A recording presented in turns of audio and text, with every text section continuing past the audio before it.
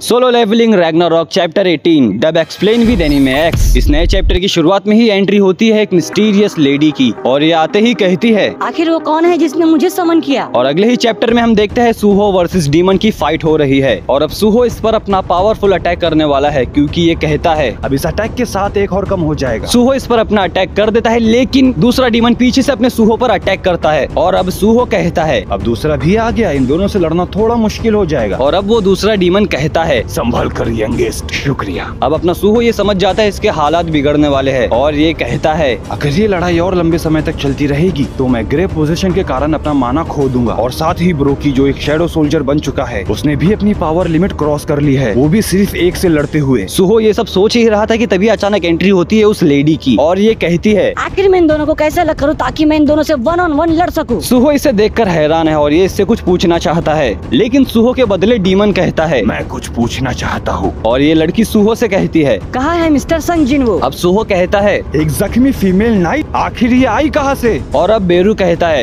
लेकिन ये तुम्हारे डैड को क्यों ढूंढ रही है? ओए तुम यहाँ क्या कर रही हो? तो मेरे बंधुओं, तुम लोग को पता है ये कौन है? ये है एसिल, संग जिनवू की दोस्त। ये बेरू की आवाज सुनकर शॉक हो गई है, और ये कहती है ये आवाज बेरू, क्या ये तुम हो? और तुम्हारा शरीर कहाँ गया? और बताओ मुझे कहाँ है मिस्टर संग जिनवू? और तुम्हारे साथ ये अजीब सा आदमी कौन है? अब इसके सारे सवालों का जवाब बेरू देता है। अरे यार ये बहुत लंबी कहानी है। अब दोनों डीमन एसिल को देखकर कुछ कहते हैं।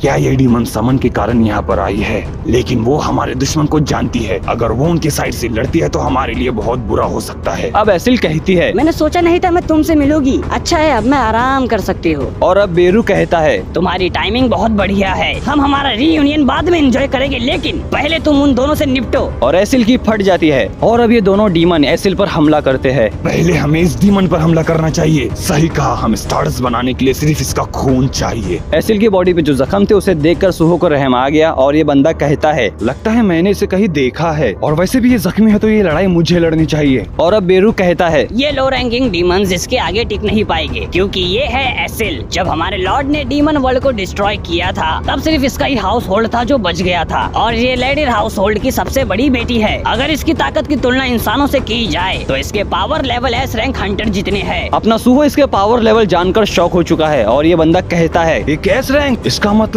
आज मैं देख पाऊंगा एक एस रैंक हंटर कैसे लड़ता है। लेकिन एसिल डीमन की सिर्फ एक फटके में ही जमीन चाटने लगती है। ये सिर्फ जमीन पर ही नहीं गिरी, बल्कि बेरू और सूहो की उम्मीद से भी गिर गई। इसकी पिटाई देखने के बाद बेरू कहता है हे, तुम इतनी कमजोर कैसे हो गई? तुम्हारे अंदर का माना जो मैं सेंस कर पा रहा हूँ वो बहुत कम है पहले के मुकाबले। और अब बेचारी एसिल रोते हुए अपनी दुख भरी दास्तान इन दोनों को सुनाती है। लगभग आधे साल पहले बहुत सारे डीमंस ने बगावत कर दी, और मेरे क्लैन ने उन्हें रोकने की पूरी कोशिश की, लेकिन हम हार गए, और उन सब ने मुझ पर हमला किया, और मेरा बहुत खून भी बहा। इस वजह से मेरी पावर कम हो गई। ये बेरू से कहती है बेरू, क्या तुम मुझे हील कर दोगे? और अब बेरू कहता है ऐसा करने से मेरा माना बर्बाद हो जाएगा। और अब यहाँ पर तीसरा डीमन भी आ चुका है। अब पहला डीमन कहता है क्या तुमने सुना भाई? पहले मैं उसे पहचान नहीं पाया था क्योंकि ये बहुत कमजोर थी, लेकिन यह जानकर हैरानी हुई कि ये रेड्यूरी क्लैन की एक सर्वाइवर है। हमारे पास मौका है इसका खून पीकर और ताकतवर होने का। अब सूहो कहता है अगर एक एक करके इन लोगों से लड़ना है तो मैं इन लोगों में से एक को तो हरा ही दूंगा। और अब बेरू एसिल पर अपना मैजिक यूज करता है, और सूहो को भी सिस्टम की तरफ से बहुत सारे नोटिफिकेशन मिलते हैं। बेरू ने एसिल के ऊपर जो मैजिक यूज किया है उसका नाम है क्रूवेल कमांड। बेरू की वजह से एसिल की 50% रिकवरी हो जाती है, लेकिन इसके साइड इफेक्ट भी है। इसकी वजह से एसिल को पागलपन का श्राप लग सकता है। अब अपनी 50% पावर के साथ एसिल डीमन के ऊपर कूद पड़ती है। अब बेरू इससे कहता है जाओ यूजलेस डीमन औरत। अब सूहो एसिल के लिए कुछ कहता है मुझे इसके लिए बुरा लग रहा है। चलो, वैसे भी इतनी देर के बाद ये लड़ाई 1-on-1 हो गई। अब सूहो, ब्रोकी और एसिल ये तीनों इन तीनों से 1-on-1 फाइट करते हैं। यहाँ पर डीमन एसिल को खत्म कर देता है, लेकिन सूहो उसे बचा लेता है। सूहो इस डीमन को उठा के फेंक देता है, और ये गिरता है मिस्टबॉर्न की आग पे। ये चीखता है, चिल्लाता है, और सूहो इसे अपनी तलवार से मोक्ष की प्राप्ति करा देता है। सूहो को नोटिफिकेशन मिलता है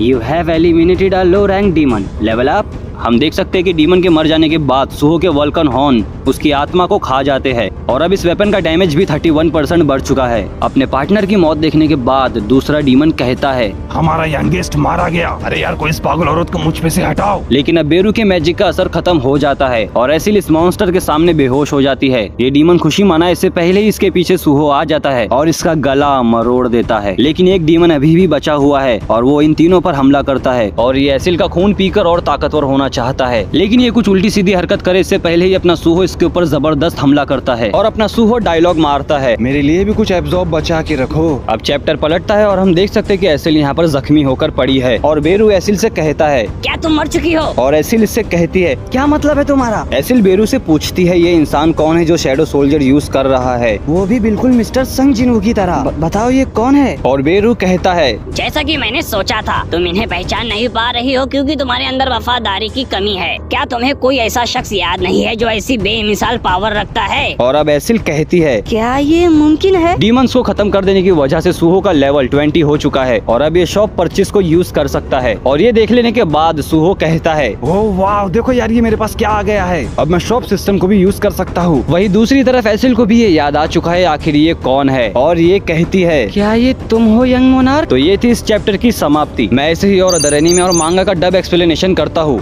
अगली वीडियो के लिए सब्सक्राइब कर लेना।